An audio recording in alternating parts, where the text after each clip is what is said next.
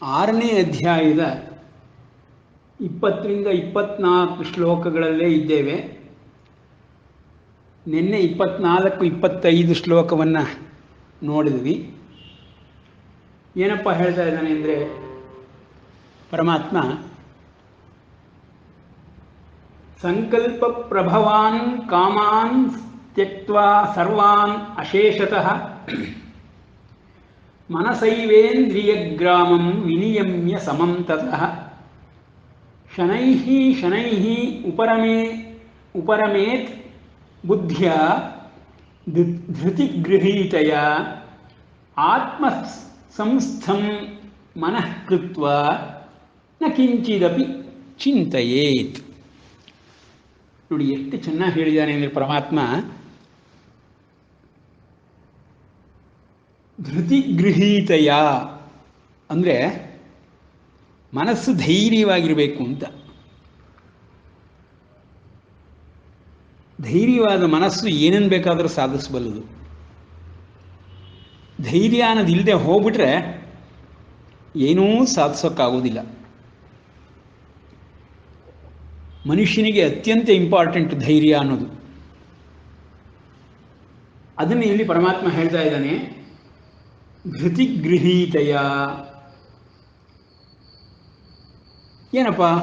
ನಿಧಾನವಾಗಿ ಶನೈಹಿ ಶನೈಹಿ ಇಂದ್ರಿಯಗಳಿಂದ ಮನಸ್ಸನ್ನು ಸೆಳೆದುಕೊಳ್ಳೋದಕ್ಕೆ ಪ್ರಯತ್ನ ಪಡು. ಯಾಕಪ್ಪ ನಿಧಾನವಾಗಿ ಶನೈಹಿ ಶನೈಹಿ ಅಂತ ಹೇಳಿದ್ದಾನೆ ಪರಮಾತ್ಮ? ಅಂದರೆ ಅದು ಅಷ್ಟು ಸುಲಭವಲ್ಲ ಅಂತ. ಮನಸ್ಸು ಅನ್ನೋದು ಇದೆಯಲ್ಲ, ಅದು ಎಷ್ಟು ಶಕ್ತಿಯುಳ್ಳದ್ದೋ ಅಷ್ಟೇ ದುರ್ಬಲವಾಗಂತೆ.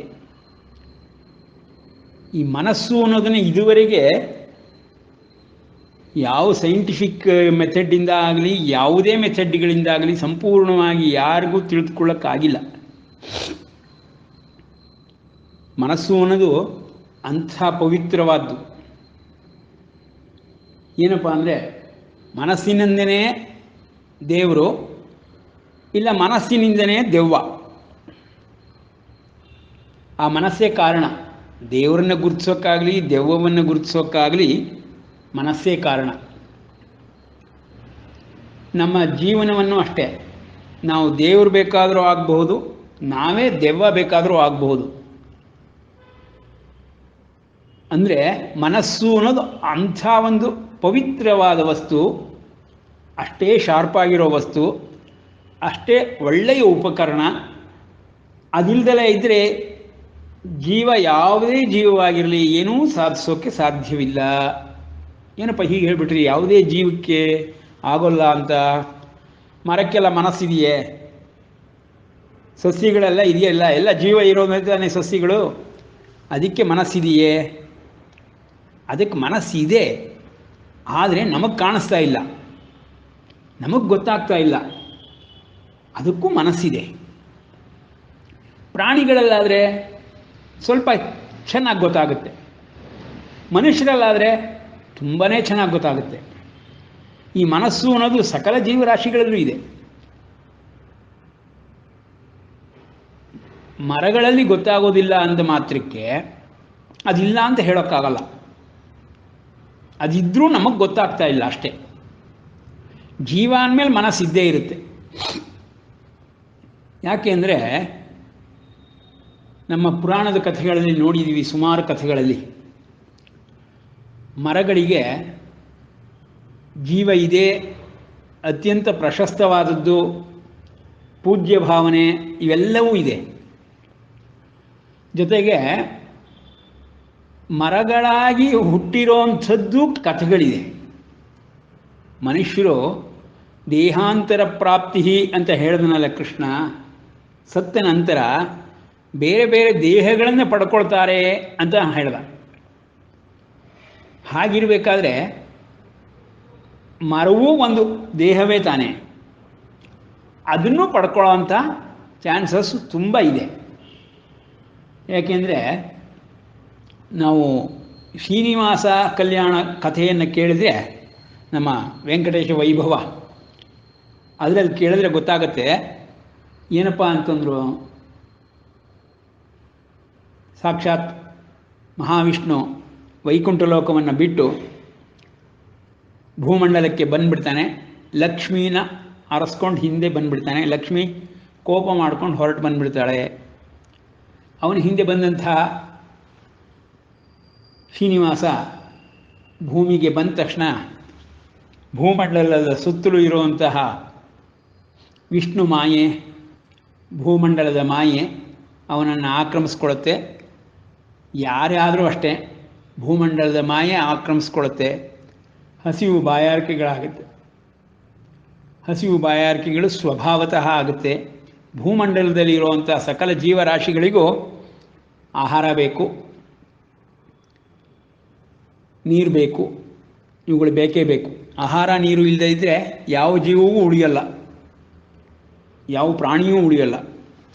ಮಿನಿಮಮ್ ಆಹಾರ ನೀರು ಬೇಕೇ ಬೇಕು. ಉಸಿರು ವಿಷಯದಲ್ಲಿ, ಪ್ರಾಣದ ವಿಷಯದಲ್ಲಿ ಭಿನ್ನ ಭಿನ್ನ ಇದೆ. ಯಾಕೆಂದರೆ ನೀರಿನ ಒಳಗೆ ಇರುವಂಥ ಪ್ರಾಣಿಗಳು ಬೇಕಾದಷ್ಟಿದೆ, ಗಾಳಿಯಲ್ಲಿರೋ ಪ್ರಾಣಿಗಳು ಬೇಕಾದಷ್ಟಿದೆ. ಅವುಗಳಿಗೂ ಬೇಕು, ಗಾಳಿಗಿಂತ ಬೇಕು. ಆದರೆ ನೀರಿನಲ್ಲಿರುವಂಥ ಪ್ರಾಣಿಗಳಿಗೆಲ್ಲ ಗಾಳಿ ರೂಪದಲ್ಲಿ ಅವು ತಗೊಳ್ಳಲ್ಲ, ನೀರಿನ ರೂಪದಲ್ಲೇ ಗಾಳಿಯನ್ನು ತಗೊಳುತ್ತವೆ. ಅಂದರೆ ಗಾಳಿಯ ದ್ರವ ರೂಪವನ್ನು ಅದು ತಗೊಳುತ್ತೆ. ಅಂದರೆ ಅದರ ದೇಹದೊಳಗೆ ಹಾಗೆ ಸ್ಟ್ರಕ್ಚರ್ಸ್ ಇರುತ್ತೆ, ಅದು ಪ್ರಶ್ನೆ ಬೇರೆ. ಆದರೆ ಅದು ನೀರಿನಿಂದ ಹೊರಗೆ ತೆಗೆದರೆ ಉಸಿರು ಕಟ್ಟಿ ಸತ್ತೋಗುತ್ತೆ, ನೀರಿನ ಒಳಗಿದ್ದರೆ ಉಸಿರಾಡ್ಕೊಂಡು ಆರಾಮಾಗಿರುತ್ತೆ. ಅದರಿಂದ ಗೊತ್ತಾಗುತ್ತೆ ಅದಕ್ಕೂ ಪ್ರಾಣ ಬೇಕು, ಈ ಗಾಳಿ ಅಲ್ಲ ಬೇರೆ ಥರದ ಗಾಳಿ ಬೇಕು ಅಂತ. ನೋಡಿ, ನೀರು, ಗಾಳಿ, ಅನ್ನ. ಗಾಳಿಯಲ್ಲಿ ಭಿನ್ನತೆ ಇರೋದ್ರಿಂದ ಬಿಟ್ಬಿಡೋಣ.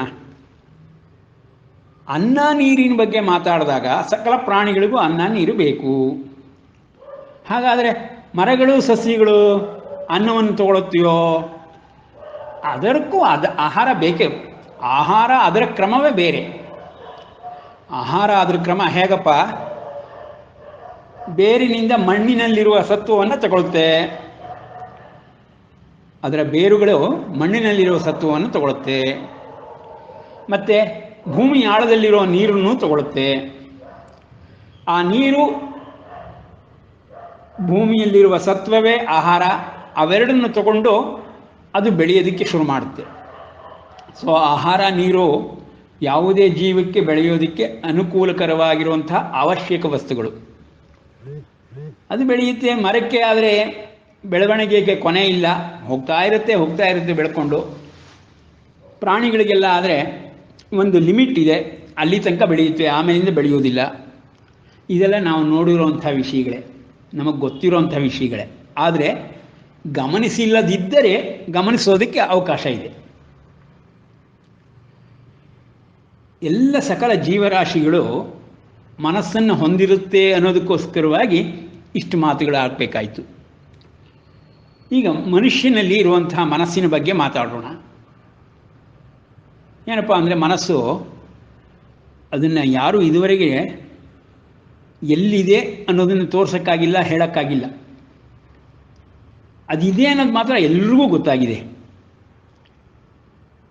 ಇದುವರೆಗೆ ಎಷ್ಟೆಲ್ಲ ಸಂಶೋಧನೆಗಳು ನಡೆದರೂ, ರಿಸರ್ಚ್ಗಳಾದರೂ, ಮನಸ್ಸನ್ನು ಇದಮಿತ್ತಂ ಅಂತ ಡೆಫಿನೇಷನ್ ಕೊಡೋದಕ್ಕಾಗಲಿ ಅಥವಾ ಅದು ಎಲ್ಲಿದೆ ಅಂತಾಗಲಿ ಅದನ್ನು ಹೇಳೋಕ್ಕಾಗಿಲ್ಲ ಯಾರಿಗೂ. ಆದರೆ ಅದರ ಕಾರ್ಯವೈಖರಿಯನ್ನು, ಅದರ ದುರ್ಬಲತೆ, ಸಬಲತೆ ಇವುಗಳನ್ನು ಎಲ್ಲರೂ ಪತ್ತೆ ಹಚ್ಚಿದ್ದಾರೆ, ಹೇಳಿದ್ದಾರೆ. ಸ್ಟ್ಯಾಟಿಸ್ಟಿಕಲ್ ಇನ್ಫಾರ್ಮೇಷನ್ ಇಟ್ಟಿದ್ದಾರೆ, ಡಾಟಾ ಕಲೆಕ್ಟ್ ಮಾಡಿದ್ದಾರೆ. ಯಾವ್ಯಾವ ಮನಸ್ಸುಗಳು ಹೇಗೆ ಶಕ್ತಿಯಿಂದ ಕೆಲಸ ಮಾಡುತ್ತೆ, ಶಕ್ತಿ ಇಲ್ಲದೇ ಇದ್ದಾಗ ಕೆಲಸ ಮಾಡಲ್ಲ, ಇವೆಲ್ಲದನ್ನು ಪತ್ತೆ ಹಚ್ಚಿದ್ದಾರೆ. ಮನಸ್ಸಿನಲ್ಲಿರುವಂಥ ಇಂಗ್ರೀಡಿಯೆಂಟ್ಸ್ ಏನೆಲ್ಲ ಸತ್ವಗಳಿರುತ್ತೋ ಅವುಗಳನ್ನು ಪತ್ತೆ ಹಚ್ಕೊಂಡಿದ್ದಾರೆ ಸುಮಾರು ಮಟ್ಟಿಗೆ. ಆದರೂ ಮನಸ್ಸು ಅನ್ನೋದನ್ನು ಇನ್ನೂ ತಿಳ್ಕೊಳ್ಳೋಕ್ಕೆ ಸಾಧ್ಯವಾಗಿಲ್ಲ. ಪೂರ್ಣವಾಗಿ ತಿಳ್ಕೊಳ್ಬೇಕು ಅಂದರೆ ಇನ್ನೂ 95 ಭಾಗ ಹಾಗೆ ಇದೆ, ತಿಳ್ಕೊಳ್ಳದೇ ಇರೋವಂಥ ವಿಷಯಗಳೇ ಇದೆ. ಅಂಥ ಮನಸ್ಸನ್ನು ನಾವು ಮೊದಲನೇ ಅಧ್ಯಾಯದಿಂದ ಇದುವರೆಗೆ ಹೇಳಿಬಿಟ್ವಿ. ಇಂದ್ರಿಯಗಳನ್ನ ಒಳಗೆ ಸೆಳ್ಕೋ, ಮನಸ್ಸಿನಿಂದ ನಿಲ್ಲಿಸ್ಕೋ, ಹೊರಗೆ ಹೋಗದೆ ಇದ್ದನ್ನು ನೋಡ್ಕೋ, ಅದನ್ನು ಬುದ್ಧಿ ಕಡೆಗೆ ತಿರುಗಿಸು, ಬುದ್ಧಿ ಮನಸ್ಸು ಎರಡನ್ನೂ ಏಕವಾಗಿ ಮಾಡಿಕೊಂಡು ಚಿತ್ತದ ಕಡೆಗೆ ತಿರುಗಿಸು ಅಂತ ಪ್ರಾಕ್ಟಿಕಲ್ಸು, ಭಗವದ್ಗೀತೆಯ ಧ್ಯಾನ ಯೋಗದ ಪ್ರಾಕ್ಟಿಕಲ್ಸ್ ಪರಮಾತ್ಮ ಹೇಳ್ತಾ ಇದ್ದಾನೆ. ಈಗೆಲ್ಲ 4-6 ಶ್ಲೋಕಗಳಲ್ಲಿ ನೋಡಿದ್ವಿ. ಆ ಮನಸ್ಸು ಅನ್ನೋದು ಹೇಗಿದೆ ಏನಿದೆ ಅನ್ನೋದನ್ನು ವಿಚಾರ ಮಾಡೋದ್ರ ಬದಲು ನಮಗೆ ಶಾಸ್ತ್ರಗಳಲ್ಲಿ ಅದರ ಬಗ್ಗೆ ಏನು ಕೊಟ್ಟಿದ್ದಾರೆ ಅನ್ನೋದನ್ನು ತಿಳ್ಕೊಂಡ್ವಿ. ಸಂಕಲ್ಪ ವಿಕಲ್ಪಯೋಹೋ ಮನಃ, ಅದನ್ನು ಡೆಫಿನೇಷನ್ ಕೊಟ್ಟಿದ್ದಾರೆ. ಮನಸ್ಸು ಸರೋವರದಂತೆಯೂ ಇರಬಹುದು, ಗಾಳಿಯಾಗಿಯೂ ಇರಬಹುದು, ಪಂಚಭೂತಗಳಲ್ಲಿ ಏನು ಬೇಕಾದರೂ ಆಗಿರ್ಬೋದು, ಅಥವಾ ಪಂಚಭೂತಗಳ ಮಿಶ್ರಣವೂ ಆಗಿರ್ಬೋದು. ಒಟ್ಟಲ್ಲಿ ಮನಸ್ಸು ದೇಹದ ಭಾಗವಾದ್ದರಿಂದ, ದೇಹವೆಲ್ಲ ಪಂಚಭೂತಗಳಿಂದ ಆಗಿರೋದ್ರಿಂದ ಮನಸ್ಸು ಸಹಿತ ಪಂಚಭೂತಗಳಿಗೆ ತಕ್ಕಂತೆಯೇ ಆಗಿದೆ. ಇಷ್ಟು ನಮಗೆ ಶ್ರುತಿಗಳಲ್ಲಿ ಗೊತ್ತಾಗಿರುವಂಥ ವಿಷಯ. ಆ ಮನಸ್ಸನ್ನು ಪ್ರತಿಯೊಬ್ಬರಿಗೂ ಇರೋದು ಗೊತ್ತಾಗ್ತಾ ಇರೋದ್ರಿಂದ ಅದರ ಬಗ್ಗೆ ಚರ್ಚೆ ಇಲ್ಲ, ವಾದ ವಿವಾದಗಳಿಲ್ಲ. ಅದಿಲ್ಲ ಅಂತಾಗಲಿ ಇದೆ ಅಂತಾಗಲಿ ಸ್ಕೂಲ್ ಆಫ್ ಥಾಟ್ಸ್ಗಳು ಬೇರೆ ಬೇರೆ ಇಲ್ಲ. ಆದರೂ ಅದನ್ನು ಉಪಯೋಗಿಸ್ಕೊಳ್ಳೋ ವಿಷಯದಲ್ಲಿ ಮಾತ್ರ ಲಕ್ಷಪಾದಿಯಲ್ಲಿ ಹಾದಿಗಳು ಉಂಟಾಗಿದೆ. ಅದೇ ಮನಸ್ಸನ್ನು ಹಿಡ್ಕೊಂಡೇ ಎಲ್ಲರೂ ಕೆಲಸ ಮಾಡ್ತಾ ಇದ್ದಾರೆ, ಪ್ರತಿ ಜೀವವೂ ಕೆಲಸ ಮಾಡ್ತಾ ಇದೆ. ಆ ಮನಸ್ಸಿನ ಸಹಾಯದಿಂದ ಎಲ್ಲವನ್ನೂ ಮಾಡ್ತಾ ಇದೆ. ಇಡೀ ಜಗತ್ತಿನಲ್ಲಿ ನಡೀತಿರೋದೆಲ್ಲವೂ ಮನಸ್ಸಿನ ಸಹಾಯದಿಂದ. ಹೇಗೆ ವಿಧ ವಿಧವಾಗಿದೆ, ಎಷ್ಟು ವಿಧ ಇದೆಯೋ ಅಷ್ಟು ವಿಧವಾಗಿ ಮನಸ್ಸು ಕೆಲಸ ಮಾಡ್ತಾ ಇದೆ. ಬರೀ ಮನಸ್ಸೊಂದೇ ಕೆಲಸ ಮಾಡ್ತಾ ಇದೆಯಾ ಅಂದರೆ ಬುದ್ಧಿನೂ ಕೆಲಸ ಮಾಡ್ತಾ ಇದೆ. ನಾವು ಬುದ್ಧಿನ ಬೇರೆ ಅಂತ ಡಿಫೈನ್ ಮಾಡಿಲ್ಲ. ಶಾಸ್ತ್ರಗಳ ಪ್ರಕಾರ ಬುದ್ಧಿ ಮನಸ್ಸಿನ ಒಂದು ಭಾಗ. ನಾವು ಇಲ್ಲಿ ಅರ್ಥ ಮಾಡ್ಕೊಳ್ಳೋಕ್ಕೋಸ್ಕರವಾಗಿ ಏನು ಹೇಳ್ತಾ ಇರ್ತೀವಿ, ಬುದ್ಧಿ ಮನಸ್ಸು ಅಂತ ಹೇಳ್ತಾ ಇರ್ತೀವಿ. ಎರಡು ಸೇರಿಯೇ ಒಂದಾಗಿರೋದು.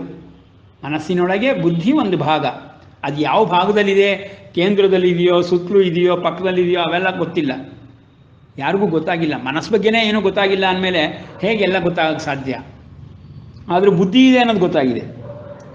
ಬುದ್ಧಿ ಪರಿಣಾಮಗಳು ಬೇರೆ ಬೇರೆ ಇರೋದ್ರಿಂದ ಬುದ್ಧಿ ಕೆಲಸ ಮಾಡೋದು ಬೇರೆ ಥರ ಅನ್ನೋದು ಗೊತ್ತಾಗಿದೆ. ಮನಸ್ಸು ಬೇರೆ ಥರ ಕೆಲಸ ಮಾಡುತ್ತೆ ಅನ್ನೋದು ಗೊತ್ತಾಗಿದೆ. ಅದರ ಪ್ರಕಾರದಲ್ಲಿ ಹಿಂದಿನವರು ಡಿಫೈನ್ ಮಾಡ್ಕೊಂಡ್ಬಂದಿರೋದ್ರ ಪ್ರಕಾರ ಮನಸ್ಸು ಸಂಕಲ್ಪ ವಿಕಲ್ಪಯೋಹೋ, ಸರೋವರದಂತೆ, ಕೆರೆಯಂತೆ ಮನಸ್ಸು ನೀರಿನದು ಅಂದ್ಕೊಂಡಾಗ ಅದರೊಳಗೆ ಎದ್ದು ಬರುವ ಅಲೆಗಳೇ ಸಂಕಲ್ಪ ವಿಕಲ್ಪಗಳು ಅಂತ ಉದಾಹರಣೆ ಕೊಡ್ತೀವಿ. ಎಲ್ಲವೂ ಗಾಳಿಯೇ ಆಗಿದ್ದರೆ ಗಾಳಿಯಲ್ಲೂ ಅಲೆಯಾಗಿ ಗಾಳಿ ಬರುತ್ತಪ್ಪ, ಆ ಅಲೆಯೇ ಸಂಕಲ್ಪ ವಿಕಲ್ಪಗಳು ಅಂತ ಹೇಳ್ಬೋದು. ಗಾಳಿ ಮತ್ತು ನೀರುಗಳ ಸಹಾಯದಿಂದ ಮನಸ್ಸಿನಲ್ಲಿ ಆಗುವ ಸಂಕಲ್ಪ ವಿಕಲ್ಪಗಳನ್ನು ತಿಳಿದುಕೊಳ್ಬೋದು. ಆ ಮನಸ್ಸು ಬುದ್ಧಿಯೊಡಗೂಡಿ ಎಷ್ಟೆಲ್ಲ ಕೆಲಸ ಮಾಡ್ತಿದೆ ಅನ್ನೋದನ್ನು ನಾವು ನೋಡಿದ್ವಿ ಇದುವರೆಗೆ. ಆ ಮಾಡ್ತಿರೋಂಥ ಅಷ್ಟು ಕೆಲಸಗಳು ನಾವು ಹೊರಗಡೆ ಪ್ರಪಂಚದಲ್ಲಿ ಮನಸ್ಸು ಬುದ್ಧಿಗಳು ಮಾಡ್ತಿರೋದನ್ನು ತಿಳ್ಕೊಳ್ತಾ ಇದ್ದೀವಿ, ಹುಟ್ಟಿನಿಂದ ತಿಳ್ಕೊಂಡಿದ್ದೀವಿ. ಒಳಗಡೆಗೆ ಪ್ರಪಂಚದಕ್ಕೆ ನಾವು ಅದನ್ನು ಉಪಯೋಗಿಸಿದೀವೋ? ಮನಸ್ಸು ಬುದ್ಧಿಗಳನ್ನು ಒಳಗಡೆ ಪ್ರಪಂಚಕ್ಕೆ ಅಂದರೆ ನಮ್ಮ ದೇಹದ ಒಳಗಿರುವಂಥ ವಿಷಯಗಳಿಗೆ ಉಪಯೋಗಿಸ್ಕೊಂಡಿಲ್ಲ, ಅದನ್ನು ನೋಡುವಿಲ್ಲ. ಸ್ವಭಾವತಃ ಬುದ್ಧಿ ಮನಸ್ಸುಗಳು ಹೊರಗಡೆ ಹರಿಯುತ್ತೆ, ಅದು ಗೊತ್ತಿರೋವಂಥದ್ದೇ ಬೈ ಡಿಫಾಲ್ಟ್. ಹೊರಗೆ ಹೋಗ್ತಿರೋಂಥ ಬುದ್ಧಿ ಮನಸ್ಸುಗಳನ್ನು ಅದರ ಸ್ವಭಾವಕ್ಕೆ ವಿರುದ್ಧವಾಗಿ ತಡೆ ಹಿಡಿದು ನಿಲ್ಲಿಸಬೇಕು, ವಿಷಯಗಳಿಂದ ಬೇರ್ಪಡಿಸಬೇಕು. ಅದನ್ನು ಮನಸ್ಸಿನ ಸಹಾಯದಿಂದ ಒಳಕ್ಕೆ ಸೆಳೆದುಕೊಳ್ಬೇಕು. ಇಷ್ಟು ಆಗುತ್ತೆ. ಬುದ್ಧಿ ಮಾಡಿಸುತ್ತೆ ಇಷ್ಟನ್ನು. ಮನಸ್ಸೇ ಇಷ್ಟು ದೊಡ್ಡದು, ಇಷ್ಟು ವಿಷಯವುಳ್ಳದ್ದು, ಇಷ್ಟೊಂದು ತಿಳ್ಕೊಳ್ಳೋಕ್ಕಾಗದೇ ಇರೋದು ಅಂದಮೇಲೆ ಆ ಮನಸ್ಸನ್ನು ಸಂಪೂರ್ಣವಾಗಿ ನಿಯಂತ್ರಣದಲ್ಲಿ ಇಟ್ಕೊಂಡಿರುವಂಥ ಬುದ್ಧಿ ಅತ್ಯುತ್ಕೃಷ್ಟವಾದ್ದು. ಮನಸ್ಸನ್ನು ಎಷ್ಟು ರೀತಿ ಹೊಗಳಬಹುದೋ, 100ಕ್ಕೆ 100 ಭಾಗದಲ್ಲಿ ಬರೀ 5 ಭಾಗ ಕೆಲಸ ಮಾಡ್ತಾ ಇದೆ ಅಂತ ಹೇಳಿದ್ರು, 5 ಭಾಗ ಕೆಲಸ ಮಾಡ್ತಿರೋದಾದರೂ 95 ಭಾಗ ಕೆಲಸ ಮಾಡದೇ ಇದ್ದರೂ ಆ ಮನಸ್ಸನ್ನು ಸಂಪೂರ್ಣವಾಗಿ ವಶದಲ್ಲಿ ಇಟ್ಕೊಂಡಿರುವಂಥ ಬುದ್ಧಿ ಅತ್ಯುತ್ಕೃಷ್ಟವಾದ್ದು. ಅದನ್ನು ಸುಮ್ಮನೆ ಒಂದು ಸಣ್ಣ ಉದಾಹರಣೆ ಮೂಲಕ ಅನಿಸುತ್ತೆ, ಮನಸ್ಸಿಗೆ ಹೀಗನ್ನಿಸುತ್ತೆ. ಏನಪ್ಪ ಅಂದರೆ, ಒಂದು ಹತ್ತಿ ಬೀಜ ಇದ್ದರೆ ಆ ಹತ್ತಿ ಎಲ್ಲ ಎಳೆ ಎಳೆಯಾಗಿ ಬಿಡಿಸಿ ಬಿಡಿಸಿ ಬಿಡಿಸಿ ಬಿಟ್ಬಿಟ್ರೆ ಒಂದು ಬೀಜದ ಕೇಂದ್ರ ಬಿಂದುವಿಗೆ ಹತ್ತಿ ಅಷ್ಟು ಎಳೆಯೂ ಅಂಟ್ಕೊಂಡಿರುತ್ತೆ. ಆ ಹತ್ತಿ ಎಲ್ಲ ತೇಲ್ತಾ ಇರುತ್ತೆ ಗಾಳಿಲಿ, ಬೀಜ ಮಾತ್ರ ಒಂದು ಗಟ್ಟಿಯಾದ ಭಾಗವಾಗಿರುತ್ತೆ. ಬುದ್ಧಿ ಹಾಗೆ ಹರಡಿಕೊಂಡಿರುವ ಹತ್ತಿಯ ಮಧ್ಯದಲ್ಲಿರುವ ಒಂದು ಬೀಜ ಮಾತ್ರದಂತೆ ಇದೆ. ಹತ್ತಿ ಎಲ್ಲ ಮನಸ್ಸಿನಂತಿದೆ ಅಂತ ಯೋಚನೆ ಮಾಡ್ಬೋದು. ಈ ಧೂಮಕೇತು ನಾವು ನೋಡಿರ್ತೀವಿ. ಧೂಮಕೇತು ನೋಡಿದ್ರೆ ಅದ್ರದ್ದು ಬಾಲ ಅಂತಾರೆ. ಅದ್ರ ತಲೆ ತುಂಬ ಸಣ್ಣದಾಗಿರುತ್ತೆ, ಒಂದು ಕಣ್ಣಿನ ಥರ ಇರುತ್ತೆ ಸಣ್ಣದಾಗಿ, ಮಿಕ್ಕಿದ್ದೆಲ್ಲವೂ ಬಾಲುವೆ. ಅದು ಎಷ್ಟೋ ಮೈಲಿಗಟ್ಟಲೆ ಉದ್ದ ಇರುತ್ತೆ. ಆ ಥರನೇ ಇದೆ ಬುದ್ಧಿ ಮನಸ್ಸು ಅಂತಲೂ ಅಂದ್ಕೊಳ್ಬೋದು. ಎಷ್ಟು ಬೇಕಾದ್ರೂ ಉದಾಹರಣೆಗಳು ಈ ಥರ ಕೊಡ್ಬೋದು. ಅಂದರೆ ಏನಪ್ಪ ಅಂದರೆ, ಮನಸ್ಸು ವಿಶಾಲವಾಗಿದೆ, ಬುದ್ಧಿ ಅದರ ಒಂದು ಭಾಗವಾಗಿದೆ. ಇಷ್ಟೇ ನಾವು ಡಿಫೈನ್ ಮಾಡೋಕ್ಕಾಗೋದು ಮನಸ್ಸು ಬುದ್ಧಿಗಳನ್ನು. ಆದರೆ ಈ ಬುದ್ಧಿಯ ಚಮತ್ಕಾರಗಳಿದೆಯಲ್ಲ, ಅದರಿಂದ ಉಂಟಾಗಿರುವಂಥ ಪ್ರಾಡಕ್ಟ್ಗಳಿದೆಯಲ್ಲ, ಅದು ಎಣಿಸೋಕ್ಕೆ ಸಾಧ್ಯವಿಲ್ಲ. ಎಲ್ಲ ಜ್ಞಾನಕ್ಕೂ ಆಕರವೇ ಅದು, ಎಲ್ಲ ಅಜ್ಞಾನಕ್ಕೂ ಆಕರವೇ ಅದು. ಎಷ್ಟು ಬುದ್ಧಿಯನ್ನು ನಾವು ಶಾರ್ಪ್ ಮಾಡ್ತಾ ಹೋಗ್ತೀವಿ, ಎಷ್ಟು ಬೆಳೆಸ್ತಾ ಹೋಗ್ತೀವಿ, ಅಷ್ಟು ಬೆಳೆಯುತ್ತೆ. ಅದಕ್ಕೆ ಕೊನೆಯೇ ಇಲ್ಲ. ಬುದ್ಧಿಯ ಕಸರತ್ತಿಗೆ ಕೊನೆಯೇ ಇಲ್ಲ. ಇಡೀ ಪ್ರಪಂಚದಲ್ಲಿರೋ ಅಷ್ಟನ್ನೂ ತಿಳ್ಕೊಂಡ್ರೋ ಇನ್ನೂ ತಿಳ್ಕೊಳ್ಳೋ ಶಕ್ತಿ ಅದಕ್ಕಿದೆ. ಆದರೆ ಆ ಎರಡೂ ಉಪಕರಣಗಳನ್ನು ಉಪಯೋಗಿಸಬೇಕಾದಾಗ ಒಂದು ಸ್ವಲ್ಪ ಹೆಚ್ಚು ಕಡಿಮೆ ಮಾಡಿದ್ರು ಅಥವಾ ಅದು ದುರ್ಬಲವಾದರೂ ಒಂದು ಸಣ್ಣ ಕೆಲಸವನ್ನು ಮಾಡೋಕ್ಕಾಗದೇ ಇರೋವಂಥ ಸ್ಥಿತಿಯನ್ನು ತಲುಪಿಬಿಡುತ್ತೆ. ಅದಕ್ಕೆ ಅರ್ಜುನನೇ ಸಾಕ್ಷಿ. ಯಾಕೆಂದರೆ ಅರ್ಜುನನ ಬುದ್ಧಿ ಮನಸ್ಸು ಹೇಗಾಗಿದೆ ಅನ್ನೋದು ಮೊದಲನೇ ಅಧ್ಯಾಯದಲ್ಲಿ ಹೇಳಿದ ತಕ್ಷಣವೇ ಗೊತ್ತಾಗುತ್ತೆ. ಎರಡನೇ ಅಧ್ಯಾಯ ಶುರು ಮಾಡ್ಕೋತಾನೆ ಪರಮಾತ್ಮ. ಸೊ ಅರ್ಜುನನ ಮನಸ್ಸು ಬುದ್ಧಿಗಳು ಹೇಗೆ ಕೆಲಸ ಮಾಡ್ತಿದೆ, ಅದಕ್ಕೆ ತಕ್ಕಂತೆ ಪರಮಾತ್ಮ ಬ್ರಹ್ಮವಿದ್ಯೆಯನ್ನು ಹೇಳ್ತಾ ಇದ್ದಾನೆ, ಈ ದಿವ್ಯ ವ್ಯವಸ್ಥೆಯನ್ನು ಹೇಳ್ತಾ ಇದ್ದಾನೆ. ಅರ್ಜುನನಿಗೆ ಪ್ರಶ್ನೆ ಕೇಳಿದ ಸಮಯದಲ್ಲಿ ಕೃಷ್ಣ ಉತ್ತರ ಕೊಟ್ಟು, ನೀನು ಮಾತಾಡ್ತಿರೋದು ಧರ್ಮಕ್ಕೆ ಆಧಾರವಾಗಿಲ್ಲ, ನೀ ತಿಳ್ಕೊಂಡಿರೋ ಧರ್ಮ ಸರಿಯಿಲ್ಲ ಅಂತ ಹೇಳಿದ ತಕ್ಷಣ ಅರ್ಜುನ ಸಂಪೂರ್ಣ ಶರಣಾಗತಿಯನ್ನು ಪಡೀತಾನೆ. ಅಪ್ಪ, ಧರ್ಮ ಅಂದರೆ ನೀನು ತಿಳ್ಕೊಂಡಿರೋನು ನನಗಿಂತ ಜಾಸ್ತಿ, ಯಾಕೆಂದರೆ ನಾನು ಧರ್ಮಯುಕ್ತವಾಗಿ ಮಾತಾಡಿಲ್ಲ ಅಂತ ಹೇಳಿಬಿಟ್ಟೆ. ಅದರಿಂದ ನನಗಿಂತ ಜಾಸ್ತಿ ತಿಳ್ಕೊಂಡ್ರು ಆ ಧರ್ಮವನ್ನು ನನಗೆ ತಿಳಿಸು, ನಾನು ಯುದ್ಧ ಕರ್ಮವನ್ನು ಮಾಡಬೇಕೋ ಬೇಡವೋ ಅನ್ನೋದನ್ನು ತಿಳಿಸು, ನಿನಗಾದರೆ ಧರ್ಮ ಇನ್ನೂ ಚೆನ್ನಾಗಿ ಗೊತ್ತಿದೆ ಅಂತ ಹೇಳ್ದ. ಅರ್ಜುನನ ಭಾವ ಏನಿತ್ತು? ಮೊದಲು ತಾನು ಮೇಲೆ ಅಂತಿತ್ತು, ಕೃಷ್ಣ ಸಾರಥಿ ಅಂತಿತ್ತು. ಯಾವಾಗ ಅವನು ಬಿಲ್ಲು ಬಾಣಗಳನ್ನು ಬಿಟ್ಟು ಯುದ್ಧ ಆಡಲ್ಲ ಅಂತ ಹೇಳಿ ನೆವ ಹುಡುಕೋದಕ್ಕೆ ಶುರು ಮಾಡಿದನೋ, ಆಗ ಎಲ್ಲ ನೆವಗಳನ್ನು ಹೇಳಿದ್ರು ಕೃಷ್ಣ ಒಪ್ಪಲ್ಲ ಅಂತ ಅನ್ನಿಸ್ತು ಅವನಿಗೆ. ಅದಕ್ಕೋಸ್ಕರ ಧರ್ಮದ ನೆವವನ್ನು ಇಟ್ಟ. ನಾವು ಯುದ್ಧ ಮಾಡೋದು ಧರ್ಮದ ಪ್ರಕಾರ ಸರಿಯಲ್ಲ ಅಂತ.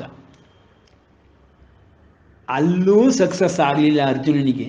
ಯಾಕೆ ಅಂದರೆ ಕೃಷ್ಣ ಧರ್ಮಯುಕ್ತವಾಗಿಲ್ಲ ನೀನು ಹೇಳ್ತಿರೋ ಮಾತುಗಳು ಅಂತ ಹೇಳಿಬಿಟ್ಟ. ಇದು ನಿನ್ನ ದೌರ್ಬಲ್ಯವನ್ನು ತೋರಿಸ್ತಾ ಇದೆ, ಹೇಡಿತನವನ್ನು ತೋರಿಸ್ತಿದೆ ಅಂತ ಅಂದ್ಬಿಟ್ಟ. ಅರ್ಜುನನಂತ ಮೂರು ಲೋಕದ ಗಂಡ ಅನ್ನಿಸ್ಕೊಂಡ್ರು ಅಂಥವನು, ಅಪರಿಮಿತ ಪರಾಕ್ರಮಿ, ಯುದ್ಧಶಸ್ತ್ರಾಭ್ಯಾಸಗಳಲ್ಲಿ ಅತ್ಯುತ್ಕೃಷ್ಟವಾದ ಸ್ಥಾನವನ್ನು ಶಿಷ್ಯರುಗಳ ಎಲ್ಲರ ಜೊತೆ, ಸಹಪಾಠಿಗಳೆಲ್ಲರ ಜೊತೆ ಸಾಧಿಸಿದಂಥವನು, ಮಹಾಯೋಧ, ನೂರಾರು ಸಾವಿರಾರು ರಾಜರುಗಳನ್ನು ಸೈನಿಕರನ್ನು ಸೋಲಿಸಿ ಸಾಯಿಸಿರುವಂಥವನು, ಅಂಥ ಮಹಾರಥಿ, ಅಧಿರಥನಾಗಿಂತನೂ ಮೇಲಿರುವಂಥವನು ಈ ರೀತಿ ಸ್ಥಿತಿಗೆ ಬಂದ್ಬಿಟ್ನಲ್ಲ. ಕೇವಲ ಒಂದು ಮನಸ್ಸಿನ ಕಾರಣದಿಂದ, ಮನಸ್ಸಿನ ದೌರ್ಬಲ್ಯದಿಂದ ಅನ್ನೋದು ಕೃಷ್ಣನಿಗೆ ಪ್ರಶ್ನೆಯಾಗಿ ಉಳಿದುಬಿಡ್ತು ಅಲ್ಲಿ.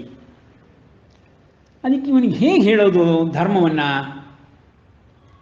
ಅಂತ ಕೃಷ್ಣ ಪರಮಾತ್ಮ ಯೋಚನೆ ಮಾಡಿ ಎಷ್ಟು ಸಂಕ್ಷಿಪ್ತವೋ ಅಷ್ಟು ಸಂಕ್ಷಿಪ್ತವಾಗಿ ಹೇಳೋದಕ್ಕೆ ಪ್ರಯತ್ನ ಪಟ್ಟಿದ್ದಾನೆ. ಯಾಕೆ? ಯುದ್ಧರಂಗದಲ್ಲಿ ಯುದ್ಧ ಆಡೋದು ಬಿಟ್ಟು ಉಪದೇಶ ಕೊಡ್ತಾ ಕೂತ್ಕೊಳ್ಳೋದಕ್ಕೆ ಟೈಮ್ ಇಲ್ಲ. ಶತ್ರು ಪಕ್ಷದವರೆಲ್ಲ ಸುಮ್ಮನೆ ಕೂತಿರೋಲ್ಲ, ಎಲ್ಲವೂ ನಡೀತಾ ಇದೆ, ಎಲ್ಲವೂ ಯುದ್ಧರಂಗದಲ್ಲಿ ಸೇರಿದ್ದಾರೆ, ಎಲ್ಲ ಒಬ್ಬರಿಗಿಂತ ಒಬ್ಬರು ಅತಿರಥ ಮಹಾರಥರಿದ್ದಾರೆ. ಆದರೆ ಅಷ್ಟೂ ಜನವು ಧರ್ಮಯುಕ್ತವಾಗಿ ಯುದ್ಧ ಆಡೋಕ್ಕೆ ರೆಡಿಯಾಗಿ ನಿಂತಿದ್ದಾರೆ. ಈಗಿನ ಕಾಲದ ಥರ ಯುದ್ಧ ಅಲ್ಲ ಅದು. ಏನು, ನಿದ್ರೆ ಮಾಡ್ತಿದ್ದಾಗ ಬಂದು ಹೊಡೆಯೋದು, ಮರೆಯಲ್ಲಿ ನಿಂತ್ಕೊಂಡು ಸಾಯಿಸೋದು, ದೂರದಿಂದನೇ ಗನ್ನಲ್ಲಿ ಹೊಡೆಯೋದು, ಇನ್ನೂ ತುಂಬ ದೂರದಿಂದನೇ ಮಿಸೈಲ್ಗಳನ್ನು ಬಿಡೋದು, ಈ ರೀತಿ ಯುದ್ಧ ಅಲ್ಲ. ಆವತ್ತಿನ ದಿವಸ ಎದುರು ಬದರು ನಿಂತ್ಕೋಬೇಕು, ಅವರವರ ಬಲಾಬಲಗಳನ್ನು ಅವರವರ ಪ್ರಕಾರವೇ ತೋರಿಸ್ಬೇಕು. ಅವರು ಯುದ್ಧ ವಿದ್ಯೆಯಲ್ಲಿ ಬಾಣಬಿಲ್ಲುಗಳನ್ನು ಉಪಯೋಗಿಸಿದ್ರೆ ಇವರು ಬಾಣಬಿಲ್ಲುಗಳನ್ನೇ ಉಪಯೋಗಿಸ್ಬೇಕು, ಅವರು ಗದೆ ಮುಂತಾದವುಗಳನ್ನು ಉಪಯೋಗಿಸಿದ್ರೆ ಇವರು ಗದೆ ಅಂಥದ್ದನ್ನೇ ಉಪಯೋಗಿಸ್ಬೇಕು. ಅವರು ಶಸ್ತ್ರಗಳನ್ನು ಬಿಟ್ಟು ನಿರಾಯುಧರಾಗಿದ್ದರೆ ಇವರು ನಿರಾಯುಧರಾಗಿಯೇ ಯುದ್ಧ ಮಾಡಬೇಕು, ಮಲ್ಲ ಯುದ್ಧ ಮಾಡಬೇಕು, ದೃಷ್ಟಿ ಯುದ್ಧ ಮಾಡಬೇಕು. ಈ ಥರ ಎಲ್ಲ ಧರ್ಮಯುಕ್ತವಾಗಿದ್ದಂತಹ ಒಂದು ಕಟ್ಟಡಗಳ ಕಾಲದಲ್ಲಿ ಯುದ್ಧ ಆಗ್ತಾ ಇತ್ತು. ಅದನ್ನು ನಾವು ಮನಸ್ಸಿನಲ್ಲಿ ಇಟ್ಕೊಳ್ಬೇಕು. ಯುದ್ಧ ಅಂದ ತಕ್ಷಣ ಇವತ್ತಾಡೋ ಯುದ್ಧನ ಜ್ಞಾಪಿಸ್ಕೊಂಡ್ಬಿಟ್ರೆ ಅವತ್ತಿನ ಯುದ್ಧಕ್ಕೆ ಅರ್ಥವೇ ಬರೋದಿಲ್ಲ, ಅಥವಾ ಅವತ್ತಿನ ಯುದ್ಧವನ್ನು ಜ್ಞಾಪಿಸ್ಕೊಂಡ್ರೆ ಇವತ್ತಿನ ಯುದ್ಧಕ್ಕೆ ಹೋಲಿಕೆಯೇ ಆಗೋದಿಲ್ಲ. ಇವುಗಳನ್ನೆಲ್ಲ ಬುದ್ಧಿ ಅನ್ನೋದರಿಂದ ವಿಶ್ಲೇಷಣೆ ಮಾಡಲೇಬೇಕು. ಬುದ್ಧಿ ಇರೋದೇ ಅದಕ್ಕೆ, ಬುದ್ಧಿಯ ಕೆಲಸವೇ ಅದು. ಆ ಬುದ್ಧಿಯನ್ನು ಎಷ್ಟು ಮಟ್ಟಿಗೆ ಉಪಯೋಗಿಸ್ಕೊಳ್ತಾ ಇದ್ದೀವಿ ಅನ್ನೋದು ನಮ್ಮ ಕಣ್ಣೆದುರಿಗೆ ಕಾಣಿಸ್ತಾ ಇದೆ. ಈಗ 70 ವರ್ಷಗಳ ಹಿಂದಿನಿಂದ ನೋಡಿದ್ರೇ ಅದ್ಭುತವಾಗಿ ಬುದ್ಧಿ ಕೆಲಸ ಮಾಡ್ತಾ ಇದೆ. ಮನುಷ್ಯನ ಬುದ್ಧಿ ಅದ್ಭುತವಾಗಿ ಕೆಲಸ ಮಾಡ್ತಿದೆ. ಎಷ್ಟು ಬದಲಾವಣೆಗಳಾಗಿದೆ, ಎಲ್ಲವೂ ನಮ್ಮ ಕಣ್ಮುಂದೆನೇ ಇದೆ. ಸೊ ಆ ಮನುಷ್ಯನ ಬುದ್ಧಿಗೆ ಯಾವುದೇ ಕಂಪ್ಯಾರಿಸನ್ ಇಲ್ಲ, ಉಪಮೇನೇ ಇಲ್ಲ. ಬುದ್ಧಿ ಆಧಾರಿತ ಸಮಾಜ ಇದು. ಮನಸ್ಸು ನಂಗೆ ತುಂಬ ಒಳ್ಳೆಯದು, ತುಂಬ ಚೆನ್ನಾಗಿದೆ, ನಾನು ಯಾರಿಗೂ ತೊಂದರೆ ಮಾಡೋವನಲ್ಲ, ಎಲ್ಲ ಒಳ್ಳೆಯ ಗುಣಗಳಿದೆ ಅಂತ ಹೇಳ್ಕೊಂಬಿಟ್ಟು ಮಾತ್ರಕ್ಕೆ ಅವನಿಗೆ ಯಾವ ಬೆಲೆಯೂ ಇಲ್ಲ ಈ ಪ್ರಪಂಚದಲ್ಲಿ. ಬುದ್ಧಿ ಅವನಿಗೆ ತುಂಬ ಚೆನ್ನಾಗಿದೆ, ಅವನು ತೋರಿಸ್ತಾನೆ ಬುದ್ಧಿ ಚೆನ್ನಾಗಿರೋದನ್ನು. ಆ ಬುದ್ಧಿ ಚೆನ್ನಾಗಿದೆ ಅಂತ ತೋರಿಸಿದ ತಕ್ಷಣ ಅವನ್ನೆಲ್ಲರೂ ಒಪ್ಕೊಳ್ತಾರೆ. ಮನಸ್ಸು ತುಂಬ ಒಳ್ಳೆಯದು ಅಂತ ಯಾರಾದರೂ ಒಪ್ಕೋತಾರೇನೋ? ಅವನನ್ನು ನಾಯಕರನ್ನಾಗಿ ಮಾಡ್ತಾರೇನೋ? ಮಾಡಲ್ಲ. ಬುದ್ಧಿ ಚೆನ್ನಾಗಿದೆ ಅನ್ನೋದನ್ನೇ ಅಂಥವ್ರನ್ನೇ ನಾಯಕರನ್ನು ಮಾಡೋದು. ಬುದ್ಧಿಗೆ ಇವತ್ತು ಪ್ರಪಂಚ ಬೆಲೆ ಕೊಡ್ತಾ ಇದೆ, ಬುದ್ಧಿಯೇ ಆಧಾರ. ಅಂತಹ ಬುದ್ಧಿಯನ್ನು ಬೆಳೆಸ್ಕೊಳ್ಬೇಕಾದ್ದು ನಮ್ಮೆಲ್ಲರದು. ಧರ್ಮನೂ ಹೌದು, ಕರ್ತವ್ಯವನೂ ಹೌದು, ಕರ್ಮನೂ ಹೌದು. ಈ ಧರ್ಮದ ಚೌಕಟ್ಟಲ್ಲಿ ಬುದ್ಧಿ ಕೆಲಸ ಮಾಡಬೇಕು ಅಂದರೆ ತುಂಬ ಕಷ್ಟ ಇದೆ. ಯಾಕೆಂದರೆ ಇವತ್ತು ಧರ್ಮದ ಚೌಕಟ್ಟಲ್ಲಿ ಕೆಲಸ ಮಾಡ್ತಿರೋ ಬುದ್ಧಿ ನಾವು ಎಲ್ಲೂ ನೋಡೋಕ್ಕೆ ಸಾಧ್ಯವೇ ಇಲ್ಲ. ಯಾವೊಬ್ಬ ವ್ಯಕ್ತಿಯು ಪ್ರಾಣಿ ಇಲ್ವೇ ಇಲ್ಲ ಬಿಡಿ, ಪ್ರಾಣಿಗೆ ಧರ್ಮ ಅಂದ್ರೇನು ಗೊತ್ತೇ ಇಲ್ಲ. ಅದರಿಂದ ಪ್ರಾಣಿ ವಾಸಿ, ಎಷ್ಟೋ ವಾಸಿ. ಯಾಕೆಂದರೆ ಅದಕ್ಕೆ ಅದು ಗೊತ್ತಿರೋ ಒಂದೇ ಧರ್ಮ, ಆಹಾರ ಹಸುವಾದಾಗ ಕೊಂದು ತಗೊಳ್ಳೋದು, ಇನ್ನೊಂದು ಪ್ರಾಣಿಯನ್ನು ಕೊಲ್ಲೋದು, ಮಾಂಸವನ್ನು ತಿನ್ನೋದು. ಅದೊಂದೇ ಅದು ಗೊತ್ತಿರೋ ಧರ್ಮನೇ ಅಷ್ಟೇ, ಕರ್ಮನೂ ಅಷ್ಟೇ. ಆದರೆ ಅದು ಹಸಿವಿಲ್ಲದೇ ಇದ್ದಾಗ ಆಹಾರವನ್ನು ಹುಡುಕುವುದಿಲ್ಲ. ಆಹಾರಕ್ಕೋಸ್ಕರವಾಗಿ, ಇಟ್ಕೊಳ್ಳೋಕ್ಕೋಸ್ಕರವಾಗಿ, ಅದನ್ನು ಕಾಪಾಡ್ಕೊಳ್ಳೋಕ್ಕೋಸ್ಕರವಾಗಿ ಕೊಲ್ಲುವುದಿಲ್ಲ. ಆ ಮಿನಿಮಮ್ ಪ್ರಾಣಿ ಧರ್ಮ ಇದೆ. ಮನುಷ್ಯನಿಗೋ ಬುದ್ಧಿ ಇದೆ, ಮನಸ್ಸಿದೆ, ಆದರೆ ಧರ್ಮ ಇಲ್ಲ, ಧರ್ಮದ ಕಲ್ಪನೆಯೂ ಇಲ್ಲ. ಆ ಧರ್ಮದ ಪರಿಕಲ್ಪನೆ ಹಿಂದಿನವ್ರು ಮಾಡಿಟ್ಟಿದ್ದನ್ನು ಅರ್ಥ ಮಾಡಿಕೊಳ್ಳೋ ಶಕ್ತಿನೂ ಇಲ್ಲ. ಅಂಥ ಒಂದು ಸಂದಿಗ್ಧ ಕಾಲದಲ್ಲಿ ನಾವುಗಳಿದ್ದೀವಿ. ಇಲ್ಲಿ ಕೃಷ್ಣ ಹೇಳ್ತಿರೋದ್ರ ಪ್ರಕಾರ ಈ ಬುದ್ಧಿ ಮನಸ್ಸುಗಳು ಧರ್ಮಯುಕ್ತವಾಗಿ ಹೇಗೆ ಕೆಲಸ ಮಾಡಬೇಕು ಯಾವಾಗ ಅದು ಮಾಡ್ತಿರೋ ಎಲ್ಲ ಕೆಲಸಗಳು ಧರ್ಮಯುಕ್ತವಾಗಿದೆ ಅನ್ನೋದನ್ನು ಅರ್ಜುನನಿಗೆ ಹೇಳೋದಕ್ಕೆ ಆರಂಭ ಮಾಡಿದ್ದಾನೆ. ಸೊ ಮೊದಲನೇ ಅಧ್ಯಾಯ, ಎರಡನೇ ಅಧ್ಯಾಯ ಸಾಂಖ್ಯಯೋಗ, ಮೂರನೇ ಅಧ್ಯಾಯ ಕರ್ಮಯೋಗ, ನಾಲ್ಕನೇ ಅಧ್ಯಾಯ ಜ್ಞಾನಯೋಗ, ಇವುಗಳನ್ನೆಲ್ಲವನ್ನು ತಿಳ್ಕೊಂಡು ಬಂದ್ವಿ. ಈಗ ಐದನೇ ಅಧ್ಯಾಯದಲ್ಲಿ ಕರ್ಮಸನ್ಯಾಸ ಯೋಗವನ್ನು ಸಂಪೂರ್ಣವಾಗಿ ತಿಳ್ಕೊಳ್ಳೋಕ್ಕಾಗಿಲ್ಲ, ಆದರೂ ತಿಳ್ಕೊಂಡಿದ್ದೀವಿ ಅಂತ ಅಂದ್ಕೊಂಡಿದ್ದೀವಿ. ಆರನೇ ಅಧ್ಯಾಯದಲ್ಲಿ ಪ್ರಾಕ್ಟಿಕಲ್ಸ್ಗೆ ಇಳಿದಿದ್ದಾನೆ ಪರಮಾತ್ಮ. ಪ್ರಯೋಗಾತ್ಮಕವಾಗಿ ಈ ಮನಸ್ಸು ಬುದ್ಧಿಗಳನ್ನು ಹೇಗೆ ಉಪಯೋಗಿಸ್ಬೇಕು ಅನ್ನೋದನ್ನು ಹೇಳಿಕೊಡ್ತಾ ಇದ್ದಾನೆ. ಮನಸ್ಸು ಬುದ್ಧಿಗಳನ್ನು ಯುದ್ಧ ಕರ್ಮಕ್ಕೋಸ್ಕರ ಹೇಳ್ಕೊಡ್ತಾ ಇಲ್ಲ, ಆತ್ಮವಿದ್ಯೆಯನ್ನು ತಿಳ್ಕೊಳ್ಳೋದಕ್ಕೆ, ಬ್ರಹ್ಮವಿದ್ಯೆಯನ್ನು ತಿಳ್ಕೊಳ್ಳೋದಕ್ಕೆ, ಈ ದಿವ್ಯ ವ್ಯವಸ್ಥೆಯನ್ನು ತಿಳ್ಕೊಳ್ಳೋದಕ್ಕೆ ಮನಸ್ಸು ಬುದ್ಧಿಗಳನ್ನು ಉಪಯೋಗಿಸ್ಕೊಂಡು ಹೇಗೆ ಉಪಯೋಗಿಸ್ಕೊಂಡು ತಿಳ್ಕೊಳ್ಬಹುದು ಅನ್ನೋದನ್ನು ತೋರಿಸ್ತಾ ಇದ್ದಾನೆ ಪರಮಾತ್ಮ. ನಿನ್ನೆ ಹೇಳಬೇಕಾದ್ರೆ ಹೇಳಿದೆ, ಮಹಾವಿಷ್ಣುವೇ ವಿಶ್ವ ಅಂತ. ಇಡೀ ವಿಶ್ವಕ್ಕೆಲ್ಲ ಅವನೇ ಒಡೆಯ. ಕರ್ಮಸನ್ಯಾಸ ಯೋಗದ ಕೊನೆಯ ಶ್ಲೋಕದಲ್ಲಿ ನೋಡಿದಾಗ ಭೋಕ್ತಾರಂ ಯಜ್ಞ ತಪಸಾಂ ಸರ್ವಲೋಕ ಮಹೇಶ್ವರಂ ಅಂತ ಹೇಳಿದ ಪರಮಾತ್ಮ. ಅಂದರೆ ಎಲ್ಲ ಲೋಕಗಳಿಗೂ ಮಹೇಶ್ವರನಾಗಿದ್ದೀನಪ್ಪ ನಾನು. ಎಲ್ಲ ಸರ್ವಹೃದಿ, ಎಲ್ಲ ಹೃದಯಗಳಲ್ಲೂ, ಸಕಲ ಜೀವರಾಶಿಗಳ ಹೃದಯಗಳಲ್ಲೂ ನಾನಿದ್ದೇನೆ ಅಂತ ಹೇಳಿ ಕೊನೆ ಮಾಡಿದ ಕರ್ಮಸನ್ಯಾಸ ಯೋಗವನ್ನು. ಸರ್ವಲೋಕ ಮಹೇಶ್ವರನಾದಂಥ ಪರಮಾತ್ಮ ವಿಶ್ವಕ್ಕೆ ವ್ಯಾಪಿಸಿದ್ದಾನೆ ಅನ್ನೋದು ವಿಷ್ಣುವಿಗೆ ಮಾತ್ರ ನಾವು ಹೇಳುವಂಥದ್ದು.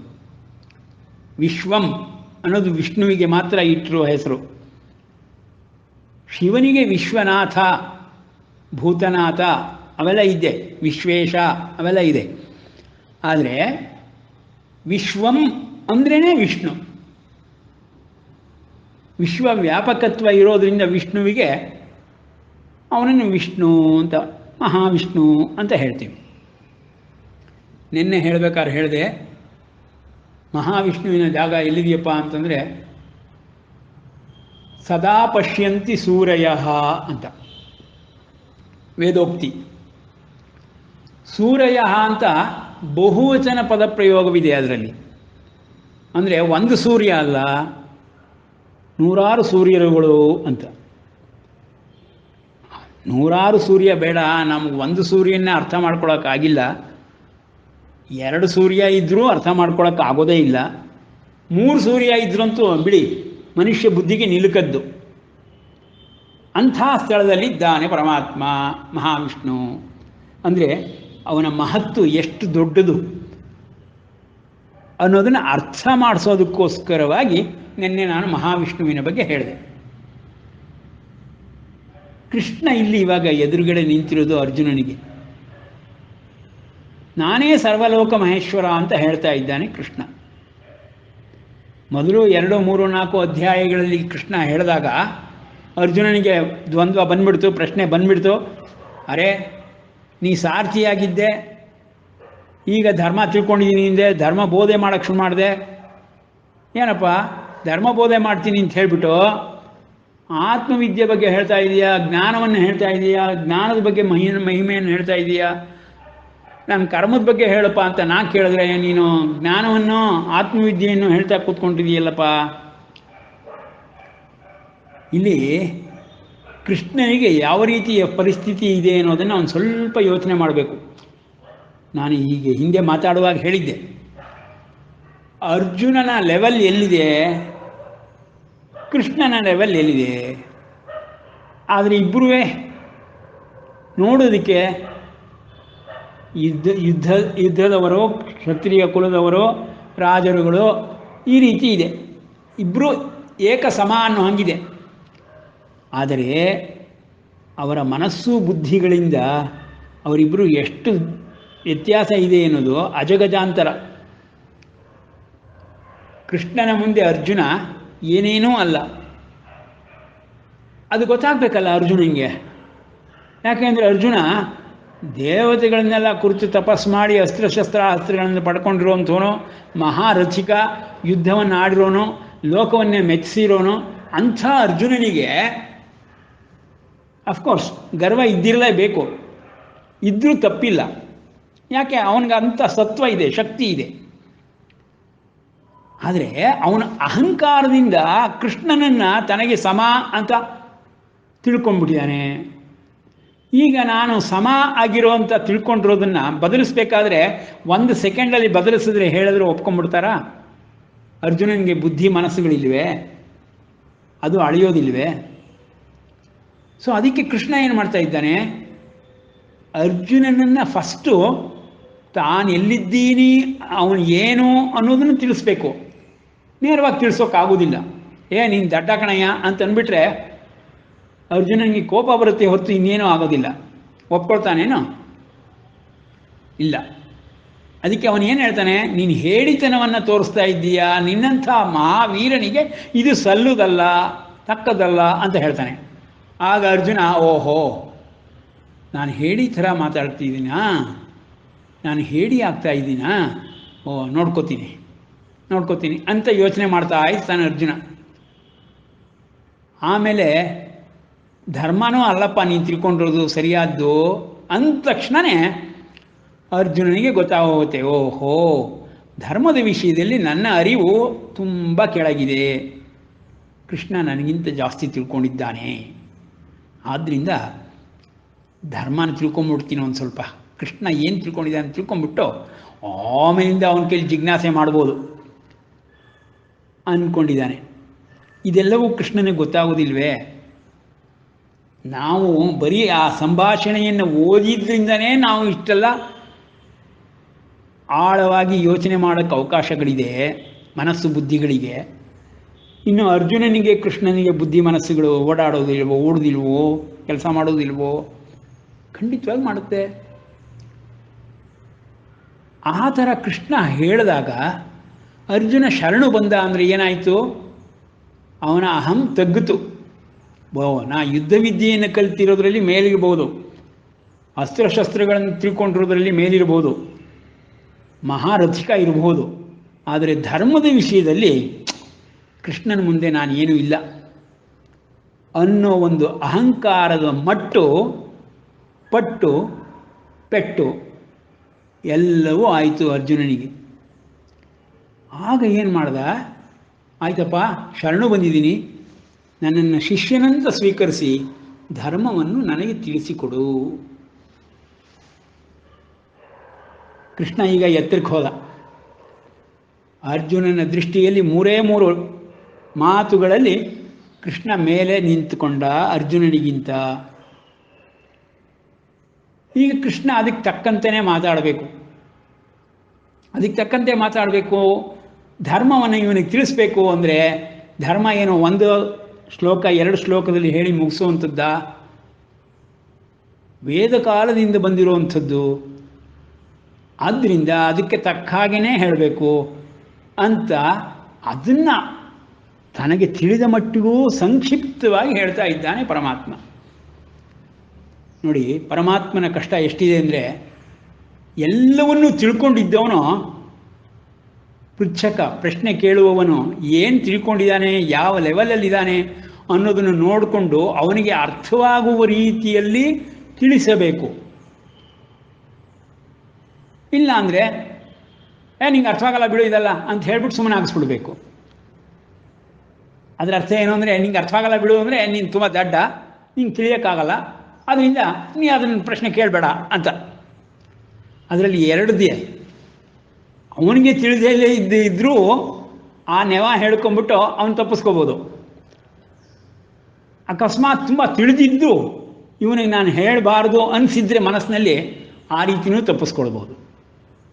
ಕೃಷ್ಣ ಅದೆರಡೂ ಮಾಡಲ್ಲ. ಯುದ್ಧರಂಗ ಅಂತ ಗೊತ್ತು ಕೃಷ್ಣನಿಗೆ, ಎಲ್ಲರೂ ಎದುರಿಗೆ ನಿಂತಿದ್ದಾರೆ ಗೊತ್ತು, ಧರ್ಮ ತುಂಬ ದೊಡ್ಡ ವಿಷಯ ಅಂತಲೂ ಗೊತ್ತು. ಅರ್ಜುನನಿಗೆ ಇವಾಗ ಅದನ್ನು ಹೇಳಲೇಬೇಕು ಅನ್ನೋದು ಬಂದಿದೆ ಸಂದಿಗ್ಧ. ಯಾಕೆ ಅಂದರೆ ಅವನು ಯುದ್ಧ ಮಾಡೋದಕ್ಕೆ ಧರ್ಮದ ಆಧಾರದ ಮೇಲೆ ಹೇಳುವಂತ ಹೇಳಿಬಿಡಿದ್ದಾನೆ. ಸೊ ಆ ಧರ್ಮವನ್ನು ಸಂಕ್ಷಿಪ್ತವಾಗಿ ತಿಳಿಸ್ಬೇಕು ಅಂತ ಪರಮಾತ್ಮ ಆದಷ್ಟು ಸಂಕ್ಷಿಪ್ತವಾಗಿ ತಿಳಿಸೋದಕ್ಕೆ ಆರಂಭ ಮಾಡಿದ್ದಾನೆ. ಅಷ್ಟು ದೊಡ್ಡ ವಿಷಯದಲ್ಲಿ ಸಂಕ್ಷಿಪ್ತವಾಗಿ ಹೇಳಿದ್ರೆ ಅರ್ಜುನ ಬಿಡ್ತಾ ಇಲ್ಲ.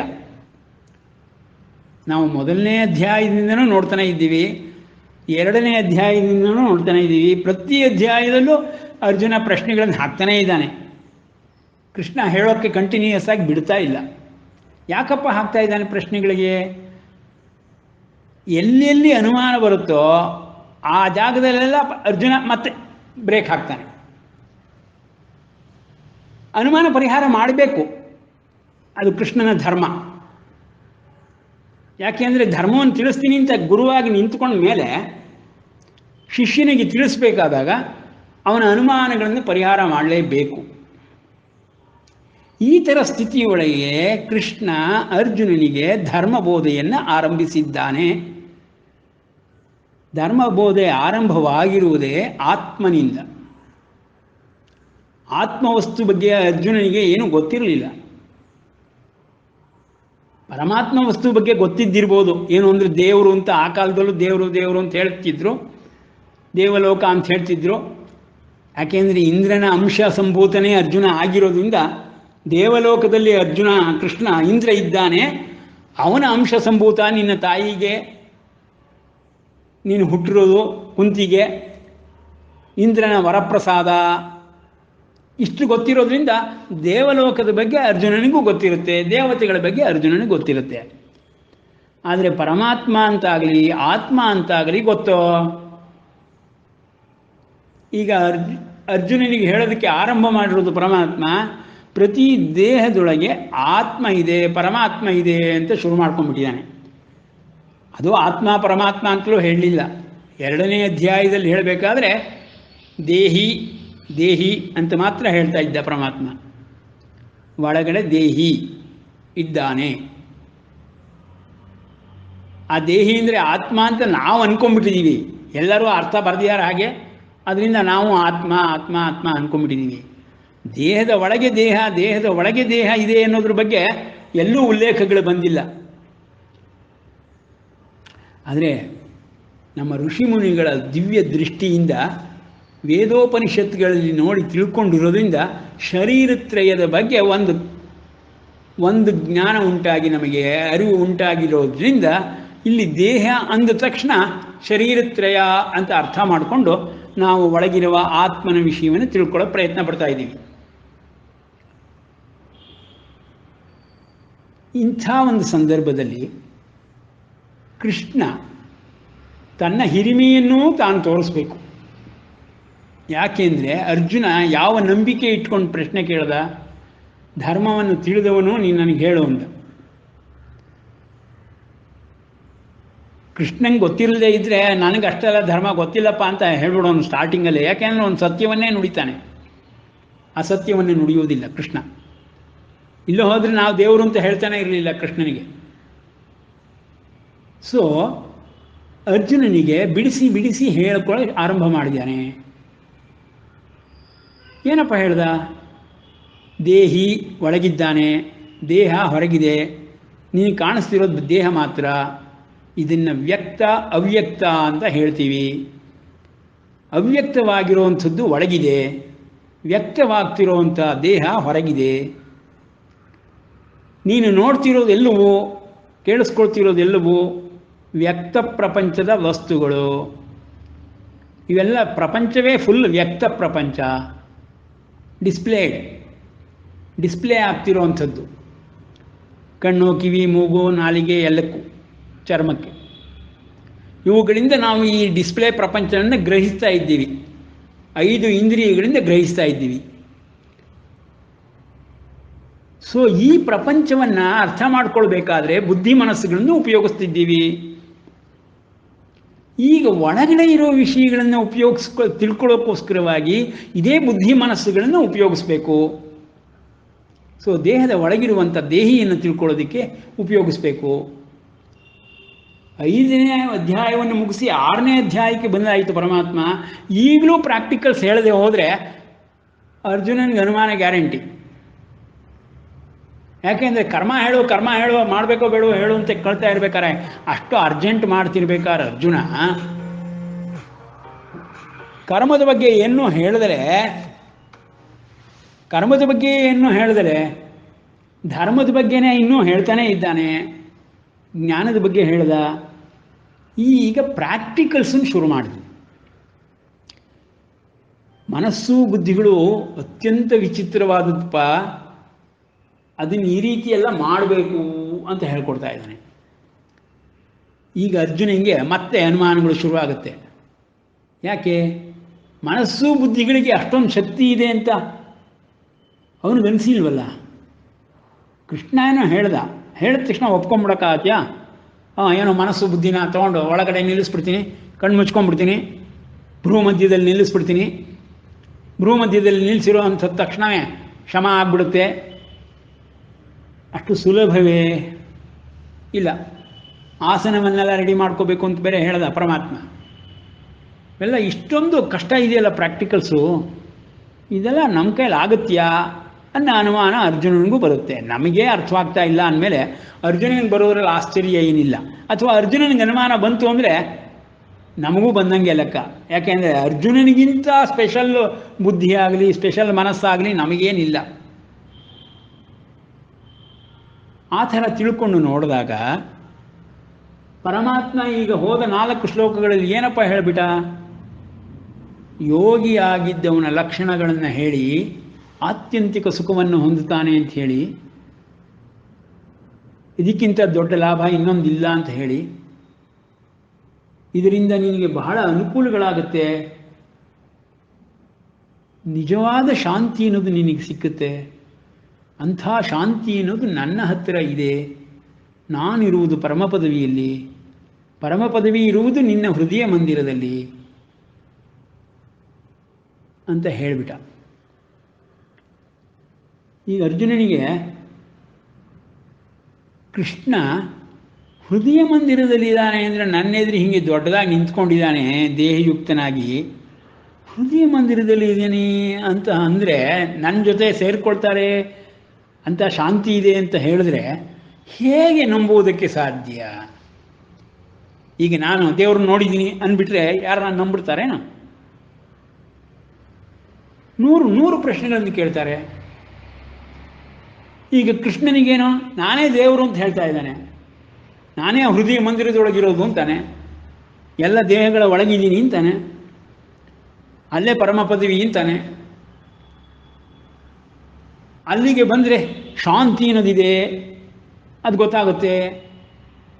ಇವೆಲ್ಲ ಏನು ಎಲ್ಲ ಬರೀ ಕಲ್ಪನೆಗಳೋ ಊಹಾಪೋಹಗಳೋ ಅನ್ನೋ ಅನುಮಾನ ಖಂಡಿತವಾಗಿ ಅರ್ಜುನನಿಗೆ ಬಂದೇ ಬರುತ್ತೆ. ಎದುರಿಗೆ ನಿಂತಿರಬೇಕಾದ್ರೆ ಕೃಷ್ಣ ಸಾಕ್ಷಾತ್ತಾಗಿ ಅವನು ಹೇಗೆ ಸರ್ವಲೋಕ ಮಹೇಶ್ವರನಾಗಕ್ಕೆ ಸಾಧ್ಯ? ಇಡೀ ಎಲ್ಲ ಲೋಕಗಳಿಗೂ ಅವನು ಮಹೇಶ್ವರನಾಗಿದ್ದು ನನ್ನೆದುರಿಗೆ ಈ ಥರ ಸಣ್ಣದಾಗಿ ನಿಂತ್ಕೊಂಡ್ಬಿಟ್ಟಿದ್ದಾನೆ ಅಂತ ಹೇಗೆ ಅರ್ಜುನ ಅರ್ಥ ಮಾಡ್ಕೊಳ್ಬಲ್ಲ? ನಮ್ಮಗಳಿಗೆ ಅನುಮಾನ ಬರುತ್ತೆ ಅಂದಮೇಲೆ ಅರ್ಜುನಂಗೆ ಬರೋದಿಲ್ವೇ? ಖಂಡಿತವಾಗಿ ಬರುತ್ತೆ. ಇಂಥ ಅನುಮಾನಗಳು ಬರ್ತಾ ಹೋದಂಗೆ ಅವ್ನು ಕ್ಲಾರಿಫಿಕೇಶನ್ ಮಾಡ್ತಾ ಹೋಗ್ತಾ ಇರಬೇಕು ಕೃಷ್ಣ. ಹಾಗಂತ ಕೃಷ್ಣ ತನ್ನ ತನವನ್ನು ತೋರಿಸ್ದಲೇ ಮುಚ್ಚಿಟ್ಕೊಳ್ಳೋಕ್ಕೂ ಆಗಲ್ಲ. ಯಾಕೆ? ಬ್ರಹ್ಮವಿದ್ಯೆಯೇ ಅದು. ಬ್ರಹ್ಮವಿದ್ಯೆ ಏನಪ್ಪ ಹೇಳುತ್ತೆ? ಪರಮಾತ್ಮ ಅಂದ್ರೇನು, ಜೀವಾತ್ಮ ಅಂದ್ರೇನು ಪೂರ್ಣವಾಗಿ ತಿಳಿಸಿಕೊಡುತ್ತೆ. ಅದರಿಂದನೇ ಅದನ್ನು ಬ್ರಹ್ಮವಿದ್ಯೆ ಅನ್ನೋದು. ಇಷ್ಟು ಕ್ಲಿಷ್ಟವಾಗಿರೋ ಬ್ರಹ್ಮವಿದ್ಯೆಯನ್ನು ಅರ್ಜುನನಿಗೆ ಹೇಳ್ಕೊಡ್ಬೇಕು. ಅವನು ಬುದ್ಧಿಮಟ್ಟ ಅಷ್ಟಕ್ಕೆ ಮಟ್ಟಿಗೆ ಏರಬೇಕಲ್ಲ. ಅವನ ಹಂತ ಹಂತವಾಗಿ ಅವನ ಬುದ್ಧಿಮಟ್ಟವನ್ನು ಎತ್ಕೊಂಡು ಹೋಗ್ಬೇಕು ಮೇಲಕ್ಕೆ. ಸಡನ್ನಾಗಿ ಏನೋ ಒಂದು ಹೇಳ್ಬಿಡೋಕ್ಕಾಗಲ್ವಲ್ಲ. ಈಗಿನ ಕಾಲದಲ್ಲಿ ಮಾಡೋ ಹಾಗೆ ಮೆಸ್ಮರೈಸ್ ಮಾಡೋಕ್ಕಾಗಲ್ಲ. ಒಂಥರ ಬ್ರೈನ್ ವಾಶ್ ಮಾಡ್ತಾರೆ ಅಂತ ಹೇಳ್ತಾರಲ್ಲ, ಆ ರೀತಿ ಬ್ರೈನ್ ವಾಶ್ ಎಲ್ಲ ಮಾಡೋಕ್ಕಾಗೋದಿಲ್ಲ. ಇವತ್ತಿನ ದಿವಸ ಎಲ್ಲರನ್ನೂ ಮಾಡ್ತಾ ಇರೋದು ಬ್ರೈನ್ ವಾಶೇ. ಆ ಥರ ಎಲ್ಲ ಮಾಡೋಕ್ಕಾಗೋದಿಲ್ಲ. ಸರಿಯಾದ ಸತ್ಯವನ್ನೇ ಹೇಳಬೇಕು. ಒಳಗೆ ಏನಿದೆ ಅನ್ನೋದನ್ನು ಸತ್ಯವಾಗಿ ತೋರಿಸ್ಬೇಕು. ಮುಂದಿನ ಅಧ್ಯಾಯಗಳಲ್ಲಿ ಬರುತ್ತೆ, ಕೃಷ್ಣ ತನ್ನ ನಿಜ ರೂಪವನ್ನು ತೋರಿಸ್ತಾನೆ. ನಿಜ ರೂಪ ಅಂದರೆ ಐಶ್ವರ್ಯ ರೂಪವನ್ನು ತೋರಿಸ್ತಾನೆ. ತಾನು ಸರ್ವಲೋಕ ಮಹೇಶ್ವರ ಅನ್ನೋದು ಬರೀ ಬಾಯಲ್ಲಿ ಹೇಳಿದ್ದಷ್ಟೇ ಅಲ್ಲಪ್ಪ, ಆ ಸರ್ವಲೋಕ ಮಹೇಶ್ವರ ಅನ್ನೋ ಸತ್ಯವನ್ನು ತೋರಿಸ್ತೀನಿ. ನಿಂಗೆ ಅದನ್ನು ನೋಡೋ ಶಕ್ತಿನೂ ಇಲ್ಲ, ಅರ್ಥ ಮಾಡ್ಕೊಳ್ಳೋ ಶಕ್ತಿನೂ ಇಲ್ಲಪ್ಪ. ನಿನ್ನ ಎದುರಿಗೆ ಇಲ್ಲಿ ಸೌಮ್ಯ ರೂಪದಲ್ಲಿ ಸಣ್ಣದಾಗಿ ನಿಂತರನೇ ನಿಂತಿದ್ದೀನಿ ಎಂದು ಮಾತ್ರಕ್ಕೆ ನನ್ನನ್ನು ನೀನು ಅರ್ಥ ಮಾಡ್ಕೊಳ್ಳೋಕ್ಕಾಗೋದಿಲ್ಲಪ್ಪ ಅಂತಾನೆ ಬಾಯ್ಬಿಟ್ಟೆ ಹೇಳ್ತಾನೆ. ಅಂದರೆ ಏನಾಯಿತು, ಪ್ರತಿ ಅಧ್ಯಾಯದಲ್ಲೂ ಪ್ರತಿ ಶ್ಲೋಕದಲ್ಲೂ ಕೃಷ್ಣ ತಾನು ನಿಂತಿರುವಂತಹ ಸ್ಥಾನವನ್ನು, ತನ್ನ ಮಹಿಮೆಯನ್ನು ಅರ್ಜುನನಿಗೆ ಸ್ವಲ್ಪ ಸ್ವಲ್ಪವಾಗಿ ನಂಬಿಕೆ ಬರುವಂಥ ರೀತಿಯಲ್ಲಿ ಹೇಳ್ತಾ ಇದ್ದಾನೆ. ಆದರೂ ಅರ್ಜುನನಿಗೆ ಪೂರ್ಣವಾದ ನಂಬಿಕೆ ಬರ್ತಾ ಇಲ್ಲ.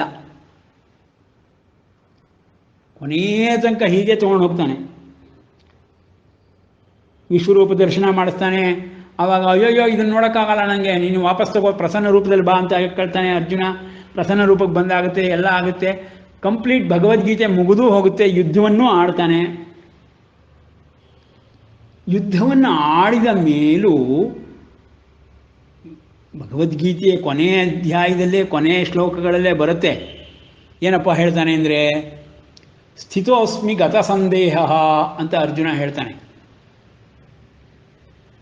ಕೊನೆ 18ನೇ ಅಧ್ಯಾಯದ 73ನೇ ಶ್ಲೋಕದಲ್ಲಿ ಬರುತ್ತೆ, ಸ್ಥಿತೋಸ್ಮಿ ಗತ ಸಂದೇಹ ಅಂತ. ಅಂದರೆ ಕೃಷ್ಣ, ನೀನು ಇಷ್ಟರವರೆಗೆ 18 ಅಧ್ಯಾಯಗಳಲ್ಲಿ ಹೇಳಿದೆಯಲ್ಲ, ಎಲ್ಲವನ್ನು ತಿಳ್ಕೊಂಡೆ. ಈಗ ನನಗೆ ಅನುಮಾನಗಳು ಒಂದೂ ಇಲ್ಲ. ಸ್ಥಿತೋಸ್ಮಿ, ಈಗ ದೃಢವಾಗಿ ನಿಂತಿದ್ದೇನೆ, ಯುದ್ಧ ಆಡೋದಕ್ಕೆ ರೆಡಿಯಾಗಿ ನಿಂತಿದ್ದೇನೆ.